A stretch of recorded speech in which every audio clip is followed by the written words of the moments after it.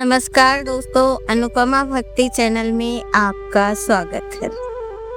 कल की वीडियो में मैंने ये बताया कि कलश स्थापना कैसे करते हैं और कब से नवरात्रि शुरू हो रही है और क्या-क्या हम करके अपने ग्रहों को, अपनी ज़िंदगी में जो उतार चढ़ाव जो होते हैं वो सामान्य कैसे बना सकते हैं।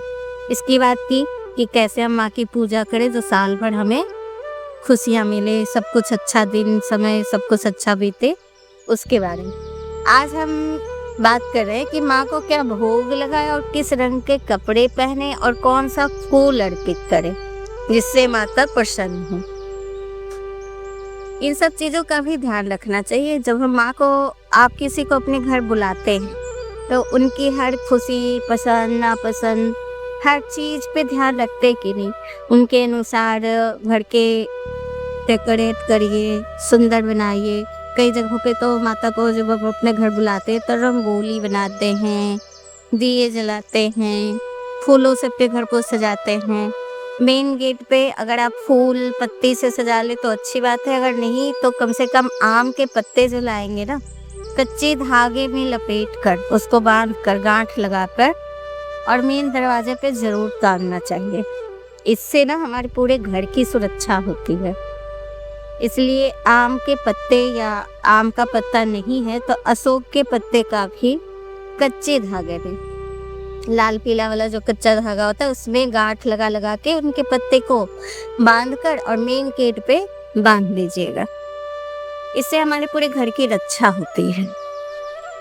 तो ये काम जरूर आप कीजिएगा। अब हम बात कर रहे हैं नवरात्रि में भोग लगाने का। नवरात्रि में भोग लगाने के लिए पहले भोग को देवी की प्रतिमा के सामने रखे, फिर जल का पात्र साथ में रखे, हाथ जोड़कर देवी से प्रार्थना करे। उसके बाद भोग को अग्नि में समर्पित कर, थोड़ा सा भोग जो आप धूप बत्ती वगैरह सब डालते हैं ना, उसमें थोड़ा सा आप उसमें डाल दिया करिएगा जो भोग लगाएंगे।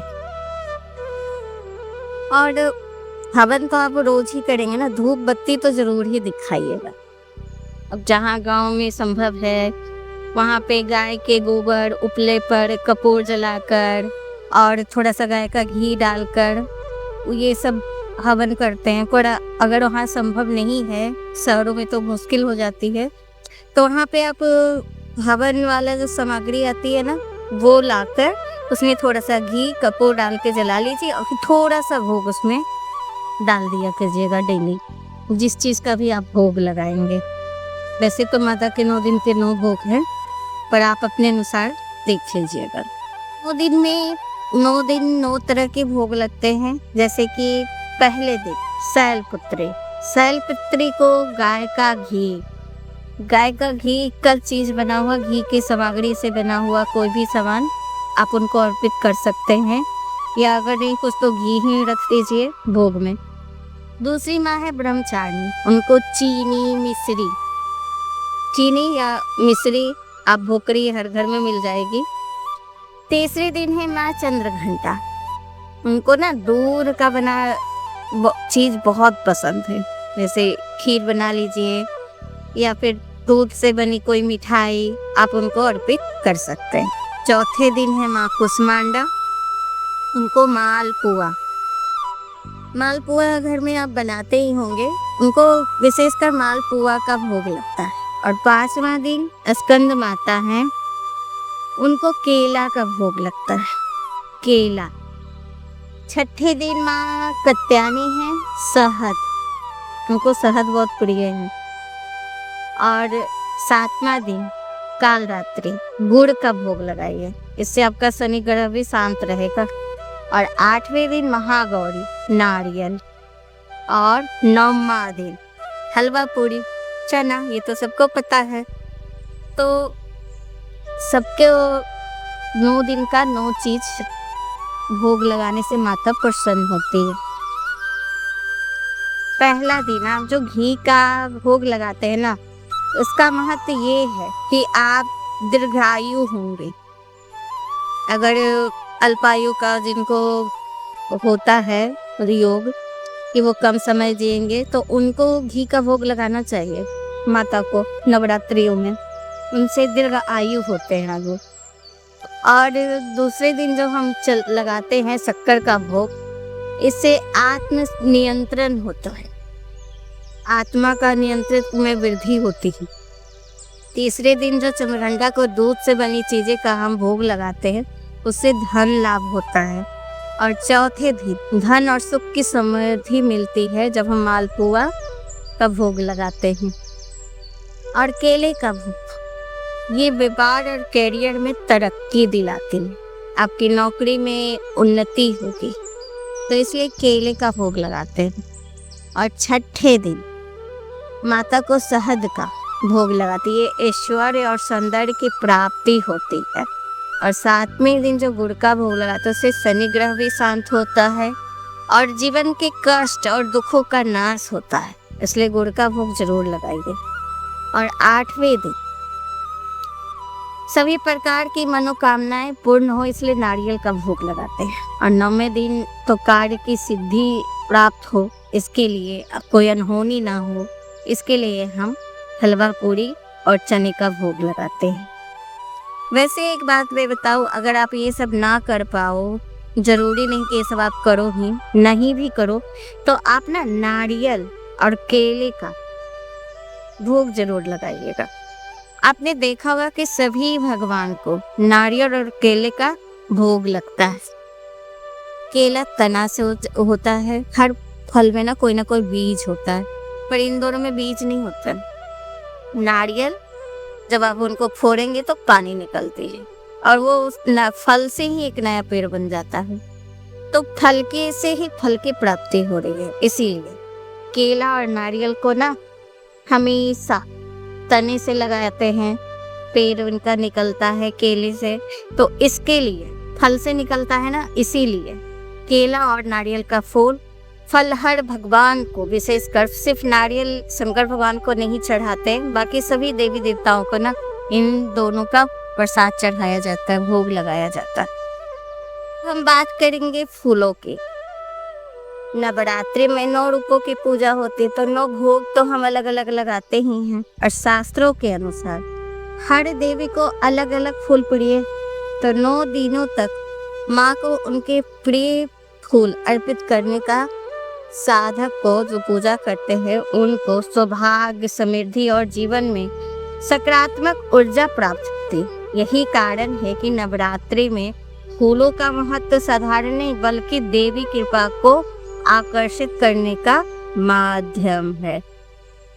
अब धन दौलत में फूल, मिष्टान ये सब लाते हैं, लेकिन हर कोई संभव नहीं है कि इतने सारी चीजें लाके भगवान को चढ़ा सकाए, तो फूल से भी आप उनको खुश कर सकते हैं। बस फूल तो आपको बाग बगीचे, पार्क, इन सब जगहों पे मिल जाएंगे, या नहीं तो घर में भी आप उगा सकते हैं और चढ़ा सकते हैं। और प्रत्येक देवी को अलग अलग फूल प्रिय हैं, उस अनुसार वो आशीर्वाद देती है। पहले दिन माँ शैलपुत्री हैं। नवरात्रि की शुरुआत में तो शैलपुत्री की पूजा होती है, सभी जानते हैं। इनको सफेद कमल या सफेद फूल चढ़ाना चाहिए, वो कोई भी फूल हो सकता है, अगर कमल मिल जाए तो बहुत अच्छा है, अगर नहीं है तो फिर आप कोई भी सफेद फूल चढ़ा सकते हैं। दूसरी माँ है जो ब्रह्मचारिणी, उनको गुलाब और चमेली अति प्रिय है। इन फूलों को अर्पित करने से साधक को भक्ति, एकाग्रता मजबूत होती है। और तीसरे दिन माँ चंद्रघंटा। माँ चंद्रघंटा को गेंदे का फूल प्रिय है। गेंदा का फूल अगर अर्पित करते हैं तो शत्रु पर विजय और आत्मविश्वास की प्राप्ति होती। चौथे दिन माँ कुष्मांडा है। कुष्मांडा को लाल गुड़हल का फूल या जवा फूल अर्पित करें, इससे आरोग्य और दीर्घायु का वरदान मिलता है। 5वें दिन माँ स्कंद माता है। सुख की दायत्री स्कंद माता। कमल का फूल प्रिय। कमल अर्पित करने से घर में समृद्धि और संतान का कल्याण होता है। 6ठे दिन माँ कत्यानी। कदम का फूल अर्पित करना चाहिए कत्यानी माँ। योग जीवन साथी की प्राप्ति होती है और दाम्पत्य जीवन सुख में प्राप्ति होती है। अब कदम का फूल नहीं मिल रहा है तो कोई भी फूल चढ़ाइए, पर उनको कदम का फूल उससे चढ़ाना चाहिए कत्यानी माँ को। माँ काल रात्रि। माँ कालरात्रि को आकाव उपमार्ग या रात रानी प्रिय, ये पुष्प अर्पित करने से नकारात्मक ऊर्जा भय दूर होता है। और 8वें दिन महागौरी, महागौरी को मोगरा या गुलाबी फूल चढ़ाना चाहिए। गुलाब का फूल भी चढ़ा सकते हैं। इससे जीवन में खुशहाली और मनोकामनाओं की पूर्ति होती। और 9वें दिन माँ सिद्धिदात्री को नीला कमल या चमेली अर्पित करना चाहिए। इससे जीवन में सफलता और दिव्य ऊर्जा का संचार होता। तो 9 दिन 9 देवियों का अलग अलग फूल भी चढ़ाए जाते हैं और उनके क्या क्या फल मिलते हैं वो तो मैंने बता दी। अब हम बताएंगे कि 9 दिन में 9 वस्त्र भी पहनते 9 रंग के। आप झारखंड, बंगाल ऐसे जगहों पे जाइएगा ना, तो वहाँ पे 9 दिन 9 पूजा होती है ना, तो 9 दिन अलग अलग कपड़े पहनते हैं। 9 साड़ी, माता की 9 साड़ियाँ बन के ही अब आने लगी है मार्केट में 9 दिनों के लिए। तो हम ये भी आज बता रहे हैं कि 9 कलर के कौन कौन से रंग है जो माँ को प्रिय हैं, और वैसी आप साड़ी पहने। और किसी को खुश करने के लिए उनके अनुसार भोजन, श्रृंगार सब कुछ करते हैं ना उनके। उसी लिए माता जब आती है ना, तो उन्हीं के रूप, उनको जो पसंद है वही चीज़ हम करते, ताकि वो खुश होके जाए। और जब वो खुश होंगी तो हमें पूरे घर साल शांति, समृद्धि और खुशियों से भरा हुआ मिलेगा। इसलिए हमारा साल अच्छा से गुजरे, तो हम माँ की पूजा जब करते हैं ना, तो उनकी खुशी ना खुशी सब कुछ भी ध्यान रखना चाहिए। अब हम साड़ी के रंगों के बारे में बात कर लें। नवरात्रि के पहले दिन घट स्थापना होती है। उस दिन माँ शैलपुत्री की पूजा होती है। शैलपुत्री पर्वतराज हिमालय की पुत्री हैं, तो उनका वर्ण सफ़ेद है, इसलिए उनको नारंगी और श्वेत रंग सबसे प्रिय है। इसलिए आप कोशिश करें कि या तो उस दिन नारंगी साड़ी पहने या सफ़ेद रंग की साड़ी पहने। दूसरे दिन ब्रह्मचारिणी की पूजा होती है। माँ ब्रह्मचारिणी ब्रह्मचर्य का पालन करने वाली देवी, इनके स्वभाव के अनुरूप सफ़ेद रंग सबसे उत्तम माना जाता है। इसलिए दूसरे दिन सभी को सफ़ेद रंग के वस्त्र पहनने कर पूजा करनी चाहिए। सफ़ेद रंग शुद्धता और शांति का प्रतीक भी है। नवरात्रि के तीसरे दिन रंग लाल रंग है। नवरात्रि के तीसरे दिन माँ चंद्रघंटा की पूजा होती है। इस दिन का कलर लाल माना गया। माँ दुर्गा सदैव लाल जोड़े में भक्तों को दर्शन देती, इसलिए लाल रंग वृद्धि और समृद्धि का प्रतीक माना जाता है। तो उस दिन आप लाल रंग पहने। नवरात्रि के चौथे दिन रंग नीला और बैगनी।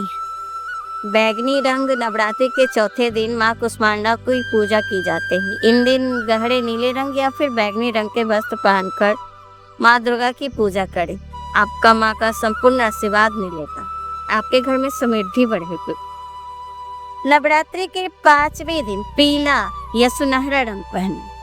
5वें दिन स्कंद माता की पूजा की जाती है। माँ दुर्गा का यह रूप प्रेम और स्नेह का प्रतीक माना गया है। आपने देखा होगा कि माँ की गोद में कार्तिकेय जी, स्कंद माता इसलिए कहे गए क्योंकि उनके गोद में स्कंद माता, तो माँ ममता के रूप होती है। और इस दिन पीले रंग का वस्त्र पहनना चाहिए। नवरात्रि के चौथे दिन रंग गुलाबी रंग। तो नवरात्रि के चौथे दिन आप नवरात्रि के छठे दिन आप गुलाबी रंग पहनिए। ये बंगाली समाज के लोग इस दिन माँ दुर्गा की पूजा आरंभ करते हैं। माँ का यह रूप कत्यायनी देवी का माना जाता है। कहते हैं इस दिन कुंवारी कन्याएं गुलाबी वस्त्र पहनकर माँ दुर्गा की पूजा करें तो उन्हें शीघ्र ही सुयोग्य वर मिलता है। तो इस दिन माँ को गुलाबी रंग पहनना चाहिए छठे दिन। नवरात्रि के 7वें दिन स्लेटी और कत्थई। नवरात्रि के 7वें दिन माँ दुर्गा के कालरात्रि स्वरूप की पूजा होती है। तो ये प्रचंड तेजस्मयी मानी जाती हैं। तो माँ कालरात्रि के भय से दुष्ट दैत्य थर-थर कांपते थे। तो माँ दुर्गा का यह स्वरूप बुराइयों का अंत करने वाला माना जाता है। इस दिन स्लेटी या फिर कत्थई रंग के वस्त्र पहनकर माँ दुर्गा की पूजा करनी चाहिए। नवरात्रि के 8वें दिन माँ गौरी की पूजा करने का विधान है। माँ गौरी माता गाय की सवारी करती है। इनका वर्ण श्वेत माना गया। इस दिन आपको सफेद और बैगनी रंग के वस्त्र पहनकर माँ की पूजा करनी चाहिए। नवरात्रि के 90 दिन हरा रंग। नवरात्रि नवमा और आखिरी दिन माँ सिद्धिदात्री को समर्पित होता है। इस दिन हरे रंग के वस्त्र पहनकर पूजा करने से आपकी पूजा सफल होती है और आपकी माँ का आशीर्वाद मिलता है। हरा रंग खुशहाली का प्रतीक माना जाता है। इस रंग के वस्त्र पहनकर पूजा करने से आपके घर में सुख समृद्धि बढ़ती। तो ये हमने आज आपको 9 दिन के भोग लगाना, कौन सा फूल चढ़ाना और कौन से कलर के वस्त्र पहनने की बात कही। अगर आप नवरात्रि रख रहे हैं ना, तो वस्त्र अगर शादीशुदा है तो कोशिश कीजिए साड़ी ही पहनने की, क्योंकि साड़ी हमारी भारतीय संस्कृति का है पहनावा। इससे पूजा में ज़्यादा यूज करना चाहिए, इससे हमारी संस्कृति का भी याद रहेगा। नहीं तो आपकी जो मर्जी वो भी पहन सकते हैं, ऐसा कोई बंधन नहीं। आगे भी इसी तरह की जानकारी हम आपको देंगे। आज की वीडियो आपको कैसी लगी हमें ज़रूर बताइएगा। अगर ये वीडियो सुनने में आपको अच्छी लगी है तो प्लीज़ हमें सब्सक्राइब कीजिए, लाइक कीजिए, कमेंट कीजिए और मेरी वीडियो सुनने के लिए आपका बहुत बहुत धन्यवाद। नमस्कार।